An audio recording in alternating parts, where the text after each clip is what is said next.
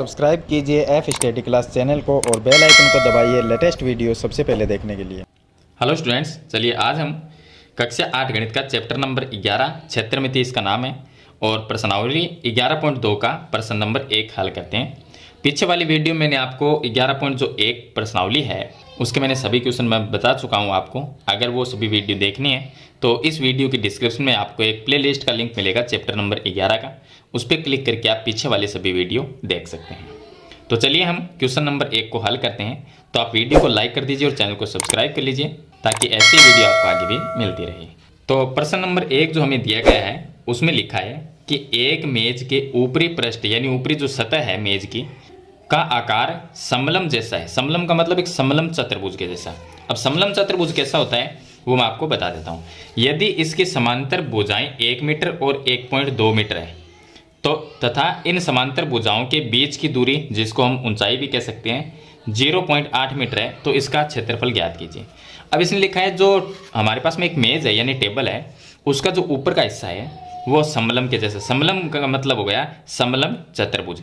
समलम चतुर्भुज में क्या होता है कि एक जो इसकी एक साइड होती है यानी कि इस तरह से, तो एक साइड होती है वो तो समांतर होती है और यहाँ पर इस साइड में ये दोनों भुजाएं हैं वो समांतर नहीं होती। तो समलम चतुर्भुज कुछ इस तरह का बनता है। तो ये दोनों समांतर है इसमें। अब यहाँ पर हमें दिया गया है कि एक समलम जैसा है तो समलम चतुर्भुज कुछ इस तरह का होता है जिसमें ये सम्मुख भुजाएं हैं यानी कि एक साइड की सम्मुख भुजाएं वो समांतर होती है, बाकी दो साइड है ये एक भुजाई है और ये समांतर नहीं होती इसमें।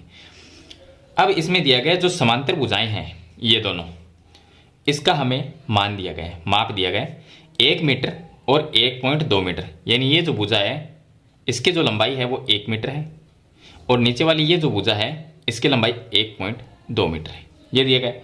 और दोनों भुजाओं के बीच की दूरी इसने लिखा है इन समांतर भुजाओं के बीच की दूरी।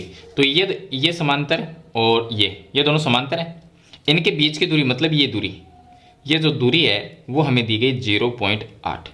तो ये तो हो गई समांतर भुजाओं का माप हो गया यानी कि लंबाइयाँ, और ये इन दोनों के बीच की दूरी जिसको हम ऊंचाई भी कह सकते हैं। ये हमें दिया गया है प्रश्न में। अब इसका क्षेत्रफल हमें ज्ञात करना है। तो समलम चतुर्भुज का सिंपल सा एक सूत्र है कि 1/2 गुणा समांतर जो भुजाएं होती हैं उनका योग, तो समांतर भुजाओं का योग और गुणा में हम लिखते हैं ऊंचाई। इस सूत्र से हम इसका क्षेत्रफल ज्ञात कर लेंगे। चलिए हल बताता हूँ आपको कैसे करना है। सबसे पहले हमें दिया गया है कि समांतर भुजाओं का योग तो हमें दिए गए और इनके बीच की दूरी भी दी गई है। तो हम जो समलम चतुर्भुज है उसके क्षेत्रफल का सूत्र लिखें। तो क्षेत्रफल बराबर लिखते हैं हम 1/2 गुणा, ब्रैकेट में लिखना है समांतर भुजाओं का योग, समांतर भुजाओं का योग, और गुणा में या तो आप ऐसा लिखो कि समांतर भुजाओं के बीच की दूरी, या आप ऐसा लिखो ऊंचाई, एक ही बात ये लिख सकते हैं। तो ये समलम चतुर्भुज के क्षेत्रफल ज्ञात करने का सूत्र है। अब इसमें हम 1/2 का मैं 1/2 लिख देता हूँ। गुणा में हमने क्या लिखा, समांतर भुजाओं का योग। समांतर भुजा एक तो ये है और एक ये है, इन दोनों भुजाओं का जो भी माप दिया गया है यानी जो लंबाइयाँ दी गई है उनको हम प्लस कर लेंगे। तो ऊपर वाली भुजा की 1 मीटर है तो 1 प्लस नीचे वाली भुजा जो है समांतर भुजा वो 1.2 मीटर की है तो ये आ गया 1.2 मीटर, और गुणा में इसके ऊंचाई मतलब समांतर भुजाओं के बीच की दूरी तो 0.8 है तो ये आ गया 0.8। अब इसको हम हल कर लेते हैं। तो 1/2 का 1/2 और गुणा 1.2 प्लस 1 तो ये आ जाएंगे 2.2 गुणा में 0.8। अब मैं इसमें अगर 2 का भाग देता हूँ 22 में, आप 22 मान सकते हैं इसको, तो 1.1 यानी 11 आ जाएंगे। तो पॉइंट तो वही बीच में लगेगा तो 1.1 उतर आएगा। अब इसको 11 मान लीजिए और इसको आप 8 मान लीजिए। अगर 11 को 8 से हम गुणा करते हैं, 11 को अगर 8 से गुणा करेंगे तो 88 आते हैं। तो पॉइंट कहाँ पर लगेगा, तो यहाँ पर भी एक संख्या के बाद में पॉइंट है, यहाँ पर भी एक संख्या के बाद में पॉइंट है। इसका मतलब संख्याएं हो गई दो संख्या के बाद में पॉइंट लगाना है हमें जो आंसर आया है उसमें। तो एक संख्या ये, एक संख्या ये, 2 संख्या हो गई। इसके बाद में यहाँ पर एक पॉइंट लगा देंगे और यहाँ पर हम 0 लिख देंगे। और क्षेत्रफल है और लंबाई जो दी गई वो मीटर में दी गई है तो यहाँ पर मीटर लिखेंगे, लेकिन हमने क्षेत्रफल ज्ञात किया है तो मीटर स्क्वायर आ जाएगा। तो 0.88 मीटर स्क्वायर इसका क्षेत्रफल आ जाएगा। तो इस तरह से आपको क्वेश्चन नंबर 1 को हल करना है। चलिए इसके बाद में मैं आपको क्वेश्चन नंबर 2 है वो भी बता देता हूँ। अब देखिए इसका क्वेश्चन नंबर जो 2 है उसका जो प्रश्न है वो मैंने यहाँ पर लिख रखा है। तो प्रश्न नंबर 2 का हल देखिए, इसमें क्या लिखा है, इसमें लिखा है कि एक समलंब का क्षेत्रफल 34 सेंटीमीटर स्क्वायर है, यानी 34 सेंटीमीटर स्क्वायर है, और इसकी ऊंचाई है वो 4 सेंटीमीटर है। समांतर भुजाओं में से एक भुजा की जो लंबाई है वो 10 सेंटीमीटर है, तो दूसरे समांतर भुजा की लंबाई क्या होगी। अगर इसका चित्र बनाना चाहें तो हम बना सकते हैं। देखिए ये समलंब चतुर्भुज बनाते हैं। समलंब चतुर्भुज कुछ इस तरह का होता है।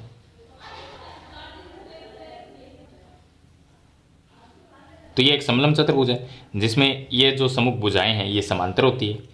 तो इसने दिया है कि इसका जो क्षेत्रफल है, क्षेत्रफल हो गया इसका 34 सेंटीमीटर स्क्वायर, ये दिया गया है। इस पूरे का क्षेत्रफल तो दिया ही गया है। इसकी ऊंचाई है, ऊंचाई का मतलब ये ऊंचाई हो गई, दोनों समांतर भुजाओं के जो बीच की दूरी है वो ऊंचाई होती है, वो 4 सेंटीमीटर दी गई है। तो ये 4 सेंटीमीटर है। समांतर भुजाओं में से एक की 10 सेंटीमीटर लंबाई है। ये दोनों समांतर भुजाएं हैं, तो इनमें से एक भुजा है उसकी 10 सेंटीमीटर लंबाई है, तो हम ये मान लेते हैं ये 10 सेंटीमीटर की है। तो दूसरी कितनी आएगी, देखिए 10 को इसको मान लेते हैं क्योंकि वो कम आएगी, तो ये 10 सेंटीमीटर है। तो दूसरी जो भुजा है वो कितनी होगी, तो उसको हम x मान लेंगे, या आप कोई ABCD इसको कोई भी नाम देना चाहो तो वो मान सकते हो। तो दूसरी भुजा को हमने मान लिया कि x है। तो दूसरी भुजा जिसको हमने x माना है तो उसकी लंबाई कितनी है वो हमें ज्ञात करनी है। तो इसमें हम सूत्र लगाएंगे समलंब चतुर्भुज के क्षेत्रफल का। तो क्षेत्रफल बराबर क्या होता है, समलंब चतुर्भुज का क्षेत्रफल बराबर होता है 1/2 गुणा समांतर भुजाओं का योग, समांतर भुजाओं का योग और गुणा में ऊंचाई, ये इसका सूत्र होता है। अब क्षेत्रफल दिया गया है 34 सेंटीमीटर स्क्वायर, तो क्षेत्रफल की जगह तो मैं 34 लिखूंगा। 1/2 का 1/2 आ जाएगा, गुणा समांतर भुजाओं का योग।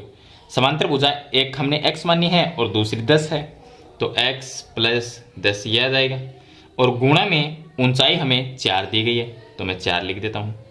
अब 2 का भाग 4 में जाएगा 2 बार, तो ये आ जाएगा 34 बराबर, ये 1/2 है, ये 2 तो कट ही गया, तो यहाँ पर x + 10 रह गया, ब्रैकेट में x + 10 और गुणा में 2।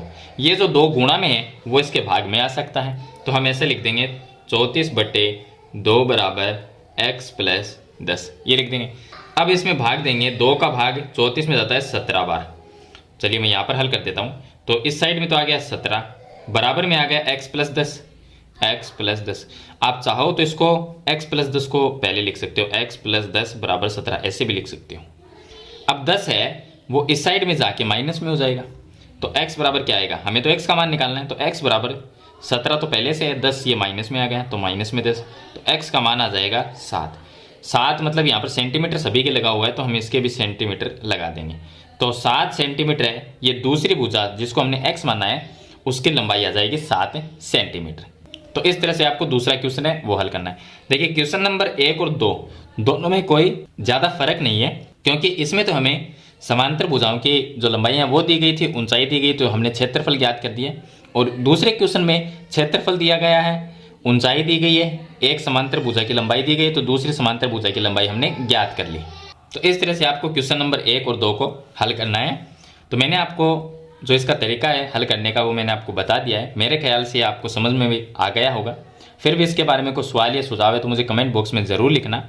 आपको किस टाइप के क्वेश्चन का आंसर चाहिए यानी सॉल्यूशन चाहिए वो भी मुझे कमेंट बॉक्स में ज़रूर बताना। तो आज की वीडियो में इतना ही, मिलते हैं एक नई वीडियो के साथ, तब तक के लिए थैंक यू।